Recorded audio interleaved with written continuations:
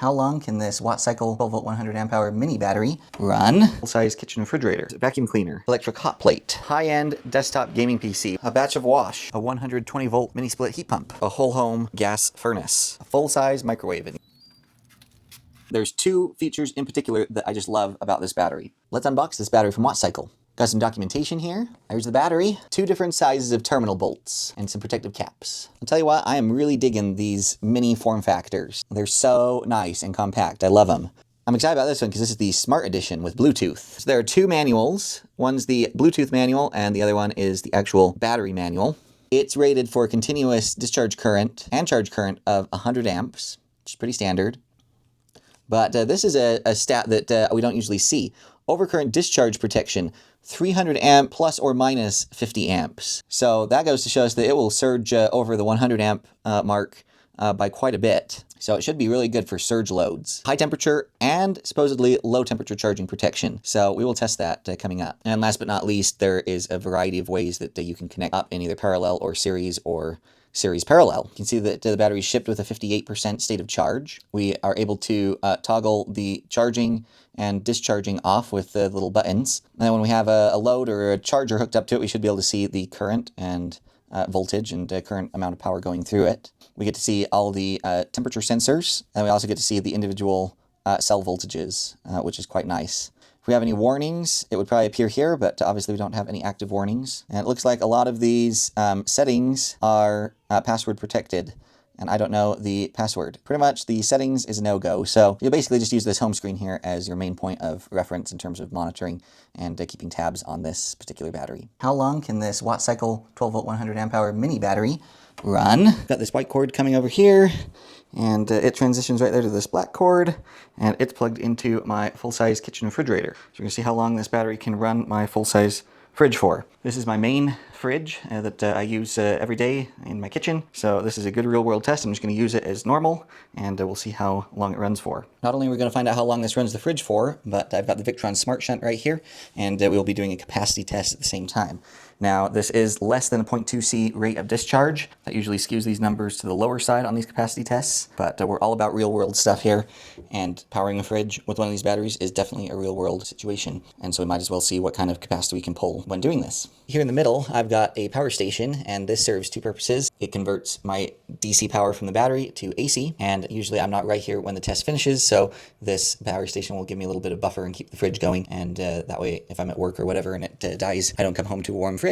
With the fridge running, it's only pulling about 100 watts, so the fridge is pretty darn efficient. The time is 2:34 p.m. You can see this is the Victron Smart Shunt app, and I've zeroed everything out so we can see how much power gets pulled from this battery. Okay, it is the next morning. This WattCycle battery, it's been running my full-size fridge here for the last little while. Anyway, based on when my power station stopped seeing power come into it, this battery powered my fridge for approximately 15 hours. As far as the capacity test goes, it says we've discharged 94 amp hours. I usually like to see it 95 or above, but that is very close, 1.2 kilowatt hours, which is, again, very close to what that battery is rated for.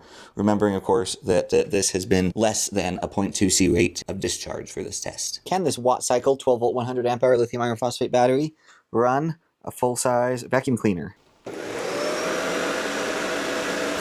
1600 watts, 127 amps. All right, that little WattCycle battery did it. All right, now we have this WattCycle battery connected up here to this electric hot plate. This giant 3000 watt inverter will easily power this hot plate. So the weak link will be the battery if it shuts off at all.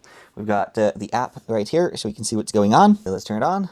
You can see there we're pulling 140 amps, 1700 watts from this battery. Good news is that it will run a heavy load like this hot plate. Check it out, we're pulling almost 700 watts of power from this 12-volt 100 amp hour WattCycle battery.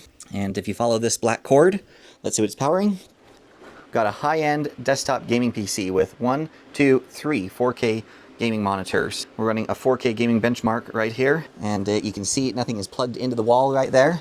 and we're running through this lithium iron phosphate UPS unit from Golden Mate. It's fantastic. The computer itself is pulling mid to high 500 watt range. So with a heavy load like this and an overclocked PC workstation, a fully charged 100 amp hour battery like that would run this setup for approximately 2 hours. Again, that's pushing it really hard. If you're just doing email or something like that, you could probably easily double that to 4 hours of runtime. One of everyone's favorite tests. Can this WattCycle 12 volt 100 amp hour mini battery power, follow this cord, a batch of wash? Now this dryer right here is a gas dryer, and it uses 120 volt power to run. You can see both plugs for the machines right here. The dryer is the hardest machine to get going. That's because you got all those wet clothes in there, and it goes 0 to 100 basically, so there's a huge surge needed to get that going. So let's see if this WattCycle is able to provide that power. I got the app here so we can kind of see. 3, 2, 1. It started it. It was almost 3,000 watts. I don't know if you saw that. Flashed briefly. Now we're pulling just about 400 watts, 350, 360 watts to power the dryer. All right, the washer is officially in spin mode. Let's just look at the app and see what we've got going on here. So you can see we're pulling just under 600 watts, 46 amps from that battery. So yeah, this WattCycle battery can easily run a batch of wash, no problem. And it would be able to do approximately 2 full batches, so 2 times washing clothes and 2 times drying them. This inverter is incredibly heavy, so for this next test we're going to use extension cords. But the question is, can this WattCycle 12 volt 100 amp hour lithium iron phosphate battery power, follow this cord, a 120 volt mini split heat pump? Well, let's find out. And there we have it. It's quite chilly today, so we're running this in heating mode. Let's go see how much power this is pulling. I gotta go back closer to the battery so we could pull up the app.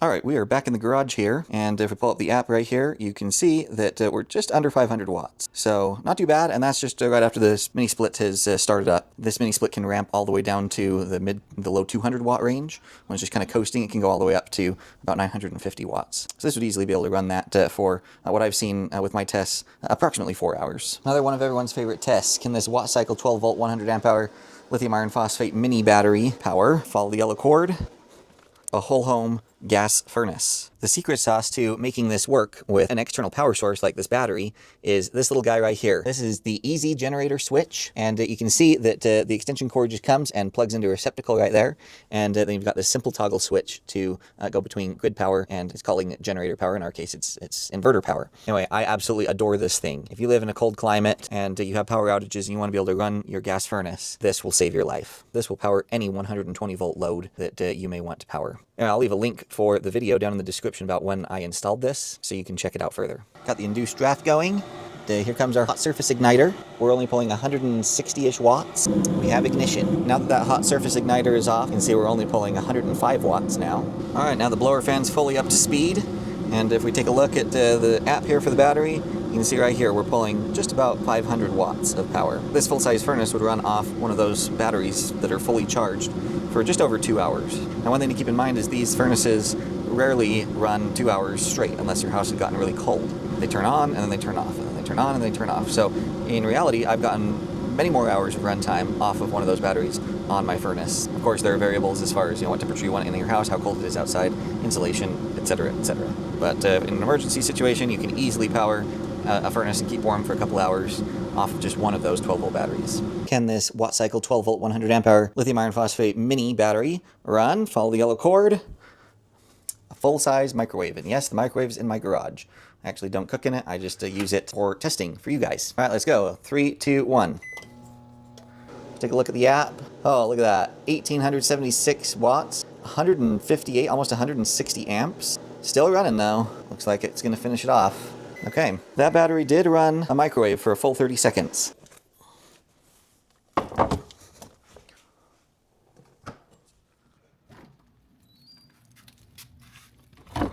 So this battery is fresh out of the freezer from being in there overnight. You can even see some frost on the outside of the case. Let's see if this battery has any kind of low temperature charging protection. I've got the battery charger here. You can see the light right here. What it's going to do when I plug it in is it will try to charge and turn red. If this has low temperature charging protection, this will pretty much immediately shut off within a few seconds and go back to green. If it stays red, then we know it's charging the battery, and that's not good. So let's give it a try. Here we go.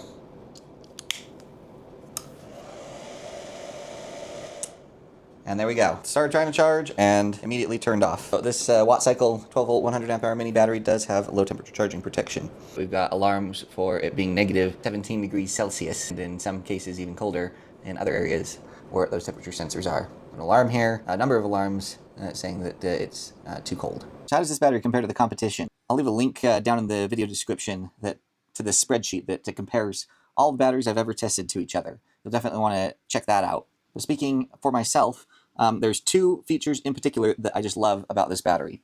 The first one is its form factor. I absolutely love these mini size 12 volt 100 amp hour batteries. I love that they pack the same punch that the Group 31 batteries do, but in such a smaller size.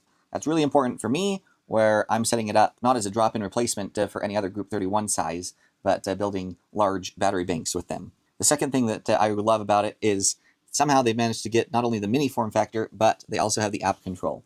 I love smart batteries. It's so handy to be able to just pull up the app and see what's going on. Question mark I have on this is how high of a discharge it can do. It says it's okay to do 300 amps plus or minus 50 in the owner's manual. So whenever one of these kinds of batteries can do more than 100 amps, it always makes me a little nervous. If you use this, be sure and size your wire properly, and maybe even consider an external fuse for added protection. But I think for the feature set and size, and especially price, you really can't beat this offering. I'll leave a link for this down in the description, and I want to hear from all of you down in the comments section as well. What do you guys think of this? Do you like the features that it brings? Is this something that you would choose to spend your money on, and why? I always say the smartest people are in my comments section. I'd love to hear from you. Please consider doing 4 things for me. They're 100% free for you to do. Benefit the channel tremendously. That's a like, a comment, a subscribe, and a share. 4 super easy free things for you to do, but again, benefit the channel tremendously. I sure appreciate all of you. I look forward to hearing from you in the comments. I do try to read and respond to all of those. And we'll catch you all next time.